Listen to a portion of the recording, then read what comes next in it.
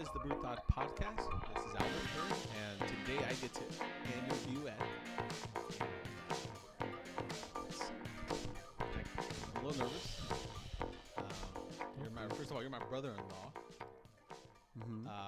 So You're my brother-in-law. yeah, so I know you very well.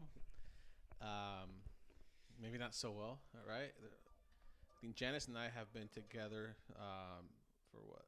It's gonna be 7 years soon. I can't believe it. 7 years? Yeah, it's gonna be 7 years. It's gonna 5 years of marriage next year, and then we dated for a year. We're engaged for another year. So that's gonna be 7 years of our lives together. So I've known you for 7 years already. Wow. Yeah. So it's definitely it's definitely been a while now that I've known you. Yeah. I actually felt like I've gotten to know you those last couple of years. Finally? During the pandemic, I feel like you came out, like Ed came out. I don't know, I guess, this lockdown really bonded families a little bit more, and I felt like we could spend some more time together. For a while, you were, we were working out together. Mm-hmm. You showed me all the CrossFit stuff that you do. And so it's definitely, it's been good getting to know you, bro. Right back at you.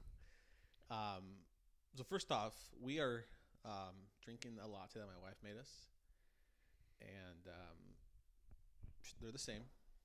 It's honey, it's heavy whipped cream, and coffee, and it's all mixed together, and it's healthy. And it's healthy because honey is good for you, and cream has all the fat that you need, and it's keto friendly. Well, maybe not keto friendly, right? Mm-mm. No. Is honey keto? I don't think so. No. So, starting off with you, Ed, I guess you could tell me a little bit about yourself. So you're growing up, your siblings, and how many siblings did you have? How was it growing up, being Ed in the Flores house? So personal. Yeah, it's deep.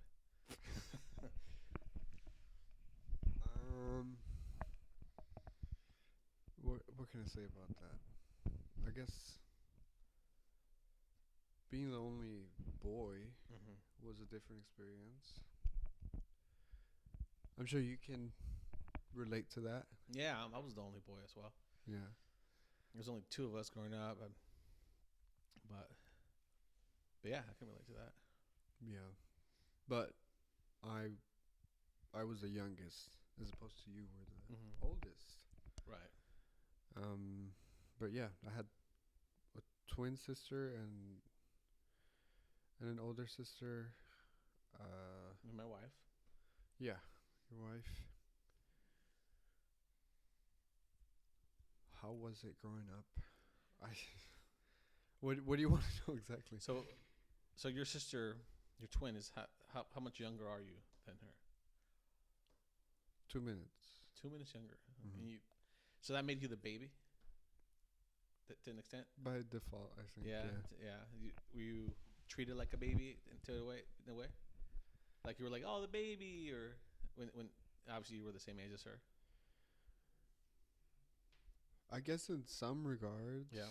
But I think it also had more to do with, how boys mature later than girls. Right, yeah. So I feel like we were at different,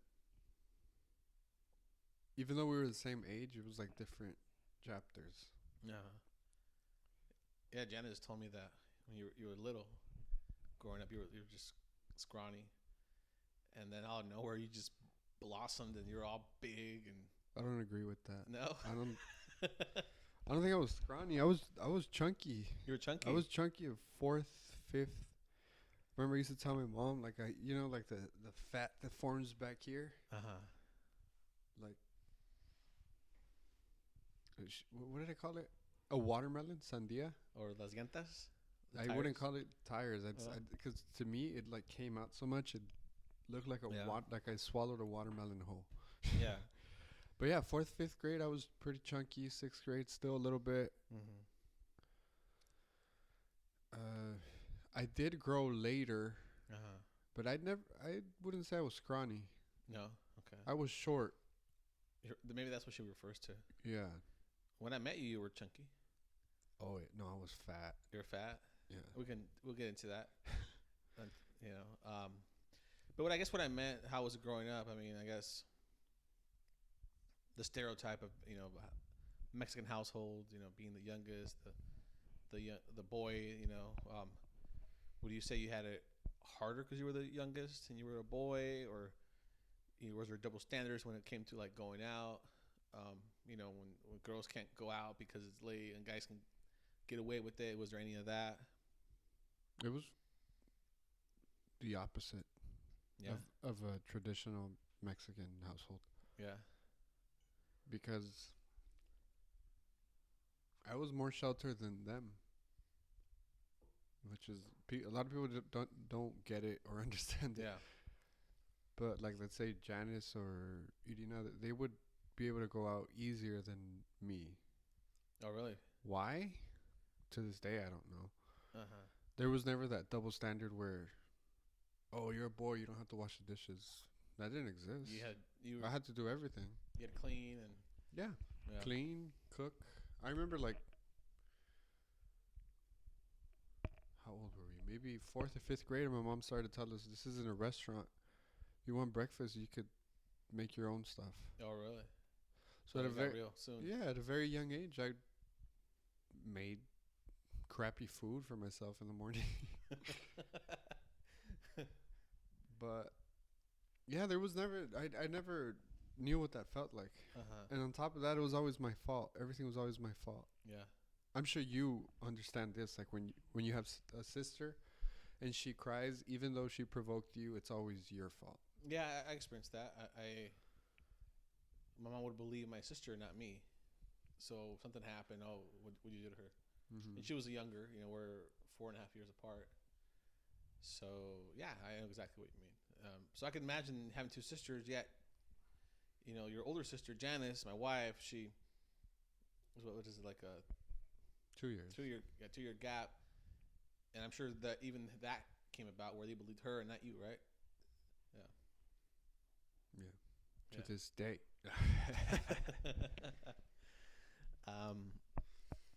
So let's talk about your health journey. So you were saying that you were a chunky child, chunky baby. I met you when you were fat. You know, I didn't even know you were fat. Like, it was normal to me. And I remember we went to the Arizona Diamondbacks game and we took some pictures. Mm-hmm. And up in Phoenix, and I look back at those pictures. They'll pop up on my phone once in a while, and I'm like, dude, you're fat, bro. And now you're what percentage of body fat? Oh, right now, like 20 something. Okay, it's not great. Yeah. But at that point, I was almost 250. Okay. Right now, I'm like 210 ish, ballpark. What caused you to change? Like, what was it? What was the it factor? Like, what decided for you to start making a change? 'Cause I remember for a while you were super, like, I think you were skinnier than now. I mean, right now you're kind of bulky. Well, you're bulky right now. You're fit. At one point you were skinny. I remember that. Yeah, at that point I think it was like 5% body fat. 5% body fat? Are you serious, dude? Like 5 to 7. Yeah. I was weighing like 195. Yeah. It's because my job was physical, and then I would work out CrossFit. And this was me trying to eat. So you weren't even trying to be. Did you feel better then than you do now, or you feel better now? I'm curious. Cardio wise, better then. Yeah. Yeah. I could last forever. Yeah. But my body, I don't know. A lot of things hurt. Yeah. So, what got you going into it? What got you into the CrossFit and all that? How do you decide that, hey, I'm going to not be fat anymore? So in high school, I did track and field and basketball. Okay. So I was always active somewhat. So I wasn't like super fit, but I wasn't fat or chunky. Yeah. I was okay. After high school, everyone gains weight, of course. Oh yeah. Then I tore my meniscus, and then I couldn't work out. It was tough for like. Yeah. And I didn't get any surgery or anything. Like, I went to a chiropractor to see what was going on. Oh, you didn't know what the problem was? No, until later. Oh yeah. 2 years later, I didn't know exactly. Yeah. So my knee would buckle. Like, I was just walking for like a month. I'd be walking and it'd just go back. I'm like, oh, dang it. But like pain. Not like, I'm sure your knees buckled before. Yeah. Like, it's just random and it goes back. You're like, if oh. you sprained an ankle or something? You're like, oh, Yeah. that's weird. Yeah. But it was more like, oh, like something would pinch me at my knee. Like, so I kind of bummed myself out, and then I just stopped working out and just saw how fat I could get. So is that when I met you? When you got was that the fat Ed right there? Yeah. You know which picture is terrible? The one where we went to the escape room? Oh yeah, I forgot about that. We were wearing like big orange shirts. Yeah, the ones they gave you because we're locked up. Yeah. And then my face was like, Yeah. it was disgusting. Yeah. But yeah, after that, I tried to find something that was low impact because there was no way I could be playing basketball regularly with that pain. Yeah. So I wanted to get into weightlifting. And then I was watching on ESPN, there was like people weightlifting for competition. I'm like, oh, that's cool. Yeah. I want to try that. And then I did. So that's how you got into CrossFit. I remember you went to the CrossFit gym for a little bit, right? You and I. Uh-huh. And then I stopped, and then you kept going. And that's when you lost all that weight, right? Yeah. Yeah. Like 15 pounds. Yeah. From this point. Uh-huh. Wow. Like my wife says, she played basketball, kind of like you. Mm-hmm. You did basketball and then you did cross country, you said. Track and field. Track and field. So is that a thing that once you're an athlete that kind of just stays with you, where you get this urge to be active and be physical? Is that a thing? Because I've heard that's a thing. Like you look at things differently. It is. It's more like, how do I explain it? Like, I feel like you get an extra gear. Because when you're working out in high school, Yeah. there's a lot of moments when you're like, I can't do that. And you have to. Or else there's consequences either for you or for the team. Sometimes some Gotcha. coaches will do something like, oh, he couldn't make it? Okay, he's going to stop and everyone else is going to run. And you're going to thank him every time you come back, right? So there was consequences, and you realized, oh, wait, I have another gear. I could go further. Gotcha. It's going to hurt, but I still have that gear. Yeah. But I don't know if it was more that than it was like just looking in the mirror and be like, oh, my goodness, that's disgusting. I was just disgusted. And I think that was stronger. Yeah. And right now, you've changed the way you eat. Right now, you're following the carnivore diet. Loosely. Yeah. And so we're kind of doing that together. Uh-huh. You actually introduced me to it, and like I said, loosely, because on the weekends we kind of are more open to what we have. Yeah, and it's not strictly just meat, because we also do fruit. So we do least toxic foods as well. Yeah. Rice. And coffee. We actually shouldn't be having coffee, but Yeah, but here we are. we love coffee, and we have a podcast that involves coffee. So, yeah. You feel better doing the carnivore diet? I do now that I started to work out again, because I had another little break. Yeah. But it's just, you just have to work out to feel good. There's no way around it. I agree. Totally agree with that, man. If I don't work out, like I get anxious, dude. And especially when I'm working out, let's say I miss a day, I feel antsy too, like even more. You're very high energy, huh? Yeah, I could be high energy. um, yeah, I could be high energy if I'm well rested, of course. But I mean, I feel like work just stresses you out, and sometimes I work. I mean, I've been working out in the morning, but I feel like sometimes I got to work out at night, dude, just to let it all out, dude. But that's what I mean. Like, I'm fine energy wise. I'm fine without working out. Yeah, I just don't feel good. gotcha. That I just feel like some people are just built differently. Mm-hmm. Like I feel like you have to do a lot of things. Well, it's not just that I have. It's not just that I have. So one of the things I can't do, I can't be still. Yeah. Like I have to be always doing something. I'm sure you noticed that. Like for me to sit down and watch TV, that was a breakthrough for my wife because I never really watched TV. I didn't really watch shows. Yes, sports, Mm-hmm. but I didn't really have maybe a show or two that I would get into, and that was it. Now we watch all the Netflix shows, you know. So, but yeah, no, I do agree with you. It is important, and it definitely makes you feel better. Yeah. Yeah. I feel like I'm. You know how like in dog breeds, there's always the worker dogs that Yeah. that you have to walk them at least twice a day, Oh yeah, yeah, or like have a big yard. yeah.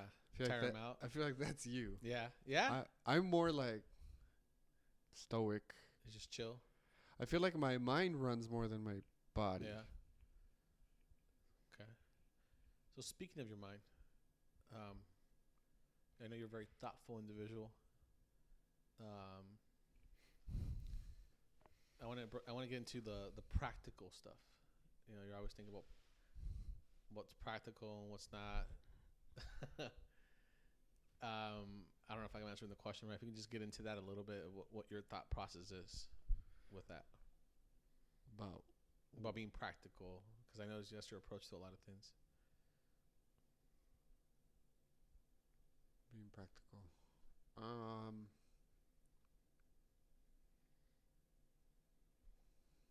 You mean just in general? Yeah, yeah. It's probably a rough, broad question, but yeah. I think in my approach to things, it's very evident, Mm-hmm. if that makes sense. Like, let's say, like the door that I made for you guys in your office. Yeah. To me, it was very like, okay, you just take the wood, you put it, you connect it. How do you connect it? And then I looked up ways to connect wood efficiently. Mm-hmm. So the best way I found to do it was through pocket holes. Okay. So you just get a pocket hole jig, Yeah. and then you drill holes at an angle, and you connect the wood, which is practical, right? Yeah. Yeah. That's yeah.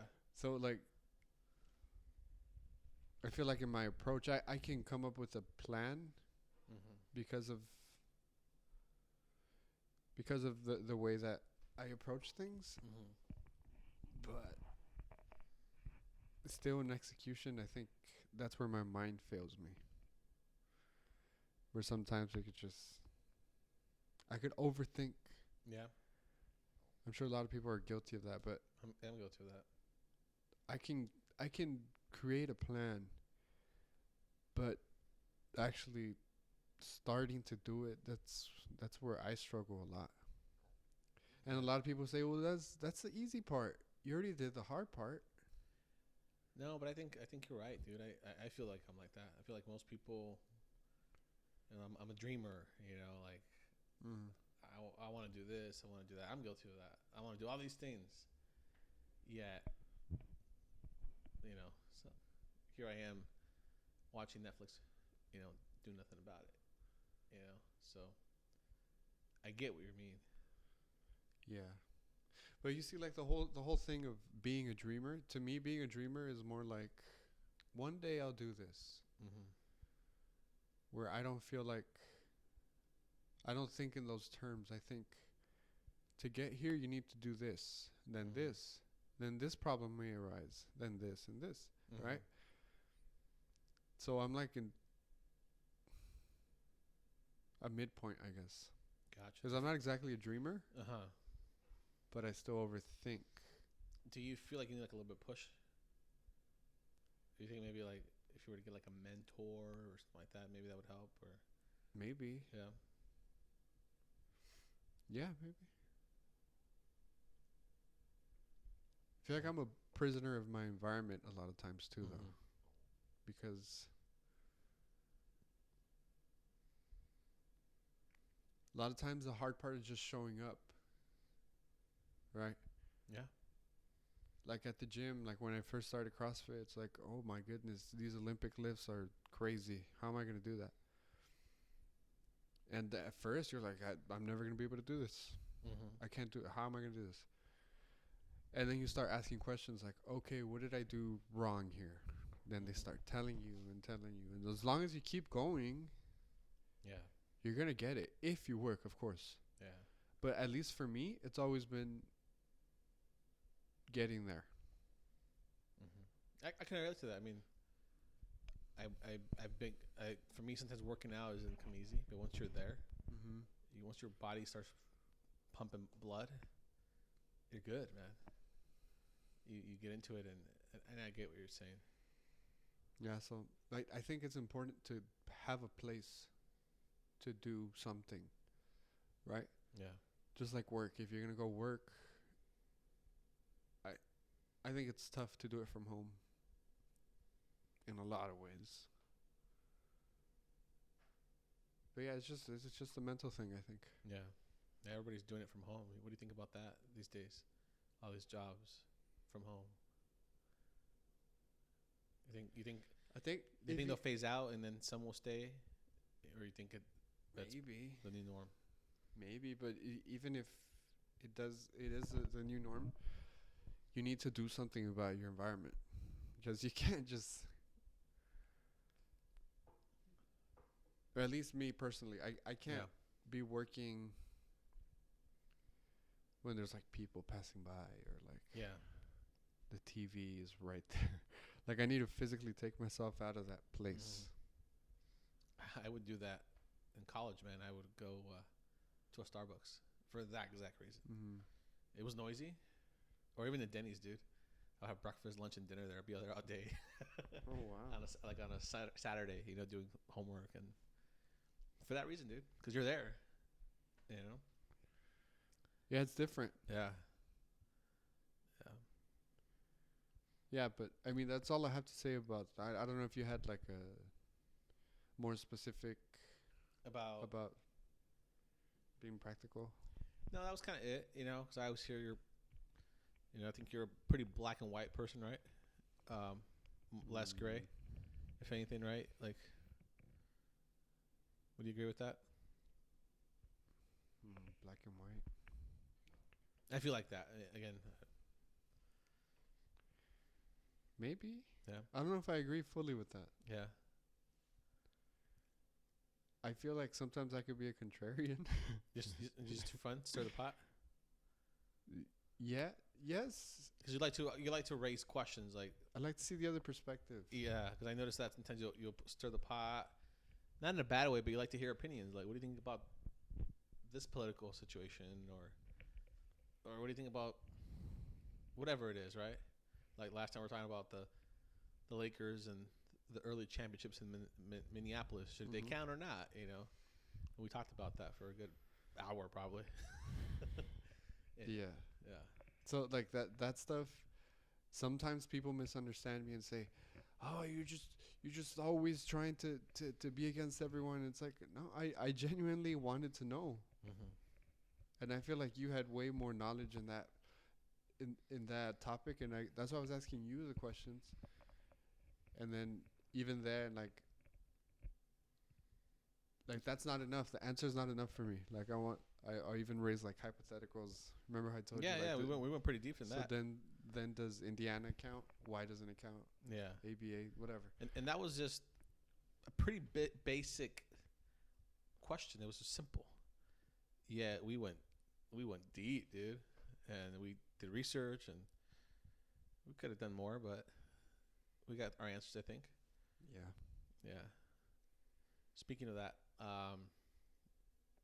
what are your favorite sports? What do you follow?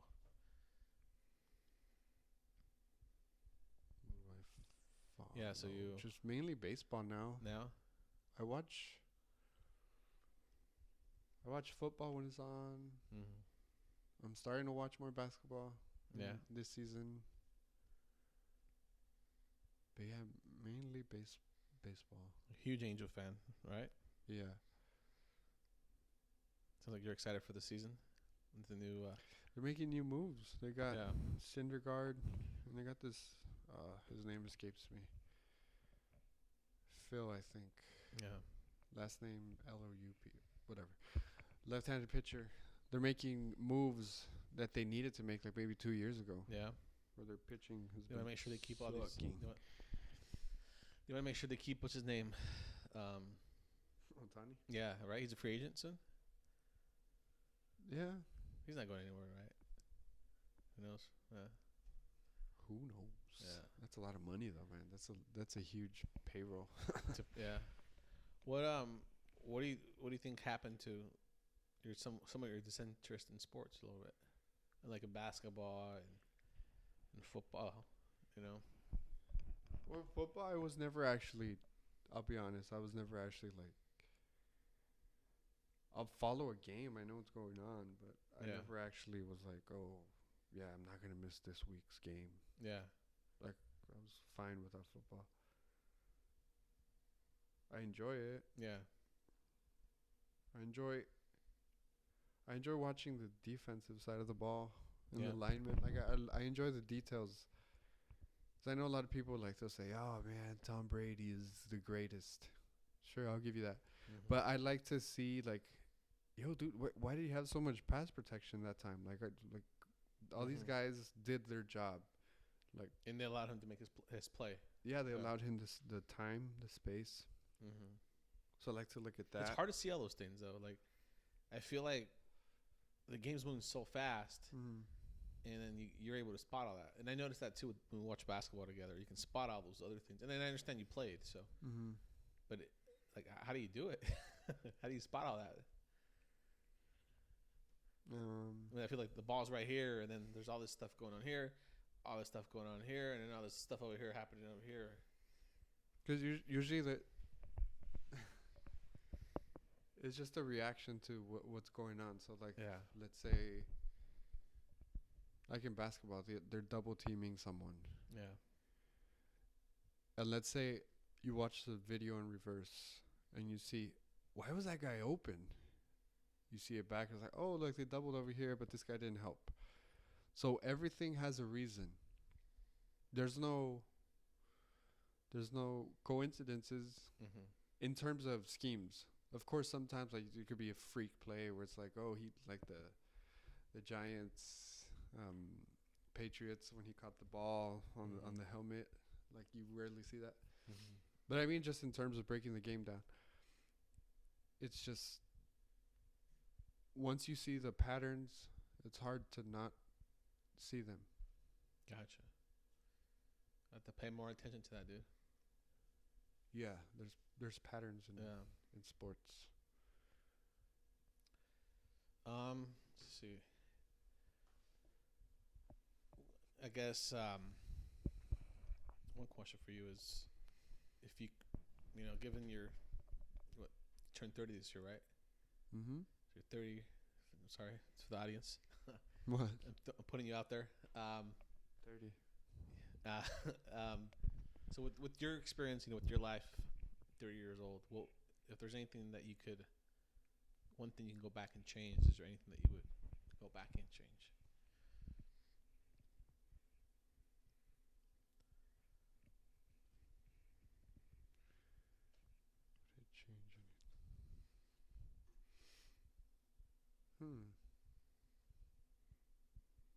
I know it's a tough question because, I mean, for me, we all make mistakes, right? I'm sure there's a lot of things, but at the end of the day, the way I see it is, I wouldn't be here, I wouldn't have met my wife. I wouldn't be talking to you here if you make any other changes. So sometimes it's fine. It is what it is, Well, I don't have regrets because I guess you learn from everything. But yeah, I believe that one moment in life will take you to the next step and prepare you for that. You know. I feel like the only thing I would want to have changed would be strengthening my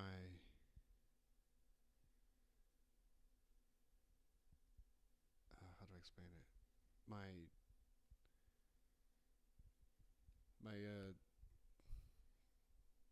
combating fear muscle, if that makes sense. Like just realizing that like everyone has struggles. You're not special. Like just do what you have to do. Yeah. Because a lot of times you think to yourself, oh, no one's in this situation. And it's like, yeah, there is. And they're probably worse off, Yeah. you know? And that immobilizes you. There's a bunch of examples where I could think of that. Like in high school, I felt like I was a better basketball player than I showed. Mm-hmm. And the thing that held me back was fear. And once you strengthen that, you can just be a more confident person. When you say the fear was to be liked by the coach or not making the wrong move because just messing up, really. Yeah. I like to be liked, but it's never been really a priority of mine. Okay. Because I'm pretty. If I want to be defiant, I'll do it. I don't really care if people are gonna look at me a certain way. It's just it is what it is. Mm-hmm. Gotcha. But yeah, it's never been like I want to be liked. I don't really care much about that. Uh-huh. Yeah, that. Yeah, sometimes we hold ourselves back, man. We get in our heads, right? And we see that with athletes all the time. You know, someone like Anthony Davis, which is a great basketball player, and he's inconsistent because I'm sure, gets in his head. You know, is there something that you do? Do you find when you do find yourself now, get it in your head? Do you find yourself? Do you have a method of getting out of it?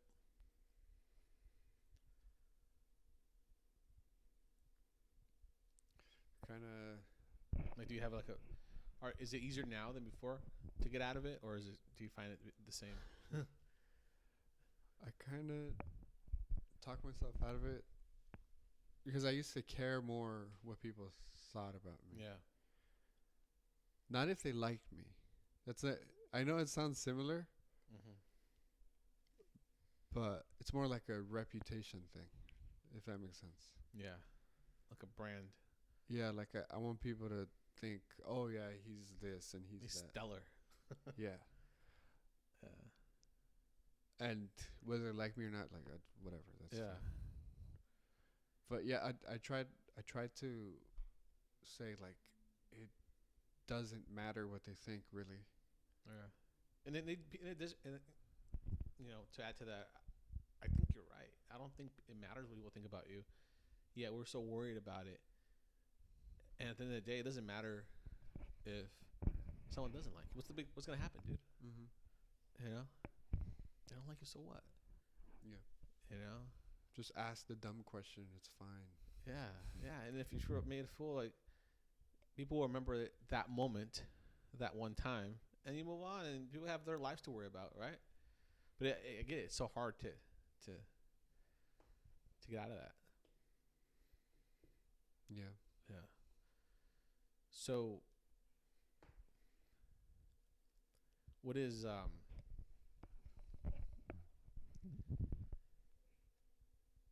something that like most people don't know about you? Like, what would you say is something that's pretty unique about me that they don't know about you?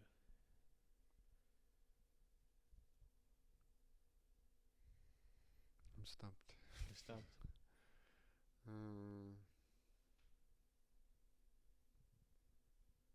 or maybe I can rephrase the question.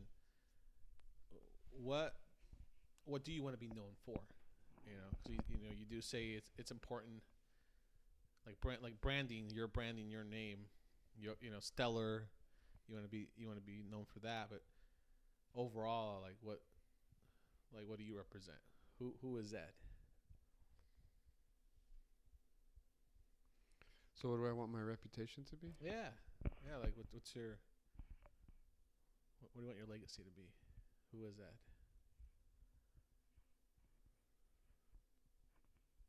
I want to be happy. Yeah. I know it sounds simple, but happy, content, Yeah. and productive Yeah. above everything. Yeah. Yeah. I think it's a hard question to answer, but yeah.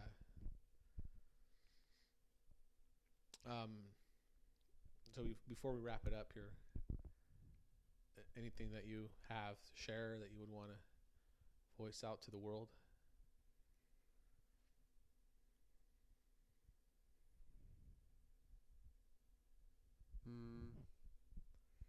Take your shot. And whatever that means. I Yeah. know usually they use it for like going after the girl you like. You use it for that too, whatever. But if you have a question, just ask. Yeah. If people laugh at you, oh well, it's not a big deal. Uh-huh. Yeah. Yeah. Just Okay. take your shot. So, favorite movie of all time? Hmm? Favorite movie or maybe favorite show of all time? And why?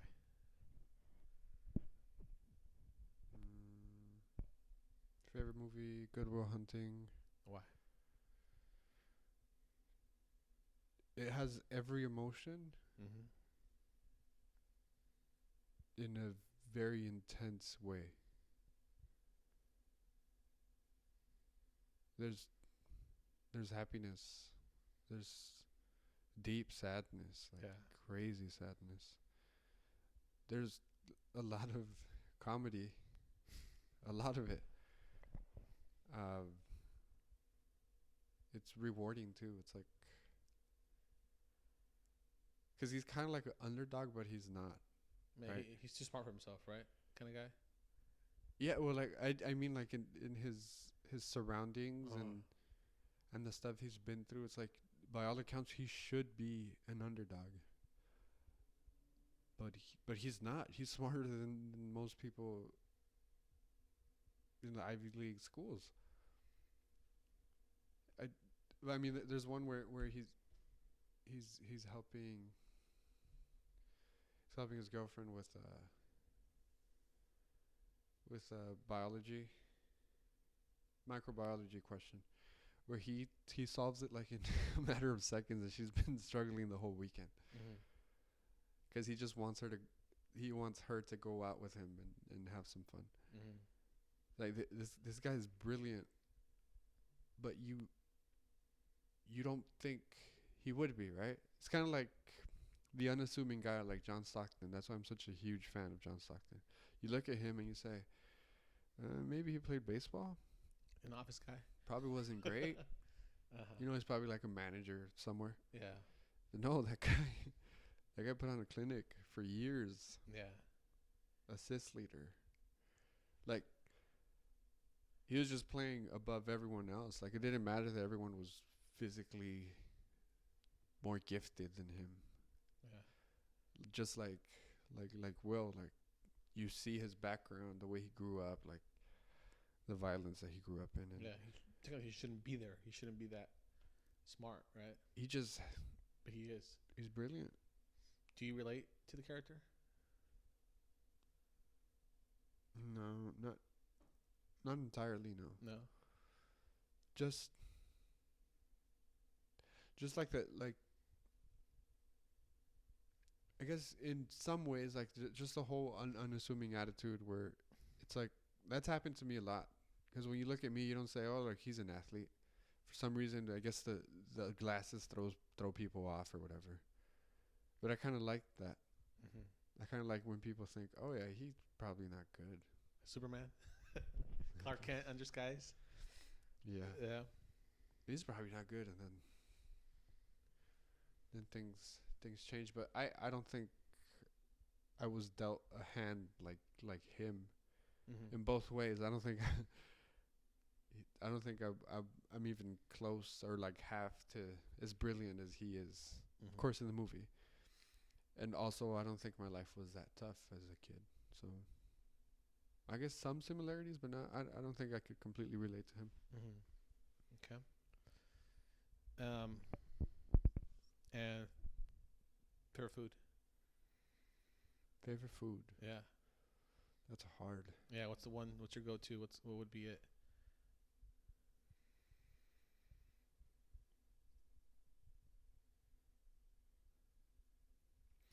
I was gonna say Asian cuisine, but that doesn't. You can't just do that. You got to be specific. I guess I'll just go with like Japanese or Japanese influenced food. Yeah, I love that. I would be fine if you told me that's all you could eat. Okay. Sushi and raw fish and A bowl. ramen. Yeah. Yeah, you got everything right there, right? What else could you want? Yeah, you do. Yeah. You kind of have burritos in a way. With the seaweed? Yeah, the seaweed. Yeah. Yeah, and they have teriyaki bowls, and it is Japanese, right? Yeah. Yeah, it is authentic, right? It is a thing. Yeah, I think so. Yeah. Yeah, I love sushi, man. I love all that stuff. And last, favorite coffee. What's the perfect coffee? Cup of coffee. Favorite coffee? Or yeah, your favorite cup of coffee. Like, what's your ideal cup of coffee? I like dark roast. Yeah, Guess right now I'm liking a Sumatran that's real dark. feel. That's That's Japanese. also well, Is it? Southeast Asian. Yeah. More like India Yeah. region. Which I haven't had much Indian food. I'll have to try that too. I've never had it. Heard it's spicy. Yeah. Let's do it. Yeah, Sumatran. Sumatra. It's like the dark black creamer, or how do you usually put that together? Well, usually, like lately, I've been doing this because I feel like it kind of helps me with the fulfilling of the cravings throughout the day. The sugar cravings. Yeah, sugar, like it's thick, and it's good. Yeah. Yeah. Cool. Well, unless you got anything else, man, it's a wrap. Yeah. That's it. Well, it's been good, Ed. This is I feel like I'm just talking to you. Obviously, I'm sure there was, you get into interview mode or whatever. But it's been good. Well, thank you guys for joining us here at the Brewed Thoughts Podcast. It's been a pleasure.